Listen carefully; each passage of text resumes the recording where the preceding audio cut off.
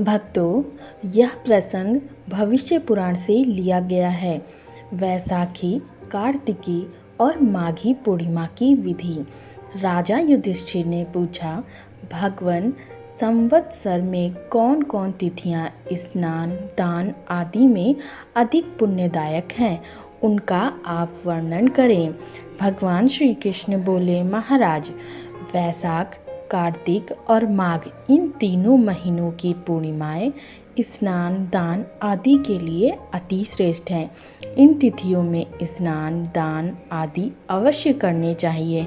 इन तिथियों में तीर्थों में स्नान करें और यथाशक्ति दान दें।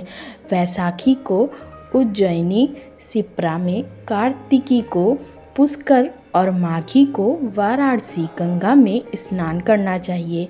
इस दिन जो पितरों का तर्पण करता है वह अनंत फल पाता है और पितरों का उद्धार करता है। वैशाखी पूर्णिमा को अन्न, स्वर्ण और वस्त्र सहित जल पूर्ण कलश ब्राह्मण को दान करने से व्रती सर्वथा शोक मुक्त हो जाता है। इस व्रत में सुंदर मधुर भोजन से परिपूर्ण पात्र, गौ, भूमि, स्वर्ण तथा वस्त्र आदि का दान करना चाहिए। माघ पूर्णिमा को देवता और पितरों को तर्पण कर स्वर्ण सहित तिल पात्र, कंबल, रुई के वस्त्र, कपास, रत्न आदि ब्राह्मणों को दे। कार्तिक पूर्णिमा को वर्षोत्सव करें। भगवान विष्णु का निराजन करें। घृत, धेनु आदि का दान करें। केला, खजूर, नारियल, अनार, संतरा, कंकड़ी, बैगन, करेला, कुंदरू, कुसुमांड आदि फलों का भी दान करें। इन पुण्य तिथियों में जो स्नान, दान आदि नहीं करते वे जन्मांतर में रोगी और दरिद्री होते हैं। ब्राह्मणों को दान देने का तो फल है ही, परंतु बहन, भांजे, बुआ आदि को तथा दरिद्र बंधुओं को भी दान देने से बड़ा पुण्य होता है।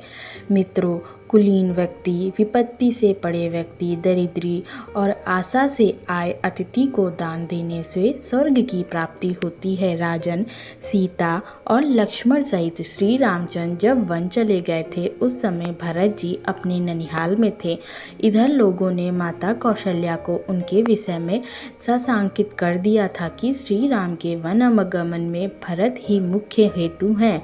फिर जब वे ननिहाल से वापस आए और उन्हें सारी बातें ज्ञात हुईं तो उन्होंने माता को अनेक प्रकार से समझाया और शपथ भी ली, पर माता को विश्वास ना हुआ। किंतु जब भरत ने कहा कि माँ, भगवान श्री राम के वन गमन में यदि मेरी सम्मति रही हो तो देवताओं द्वारा पूजित तथा अनेक पुण्यों को प्रदान करने वाली वैशाख, कार्तिक तथा माघ की पूर्णिमाएं मेरे बिना स्नान दान के ही व्यतीत हो और मुझे निम्न गति प्राप्त हो। इस महान शपथ को सुनते ही माता को विश्वास हो गया। उन्होंने भरत को अपने अंक में ले लिया तथा अनेक प्रकार से आश्वस्त किया।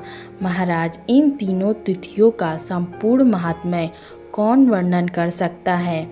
मैंने संक्षेप में कहा है। इन तीनों तिथियों को जल, अन्न, वस्त्र, स्वर्ण पात्र, छत्र आदि दान करने वाले पुरुष इंद्रलोक को प्राप्त करते हैं। जय श्री कृष्ण।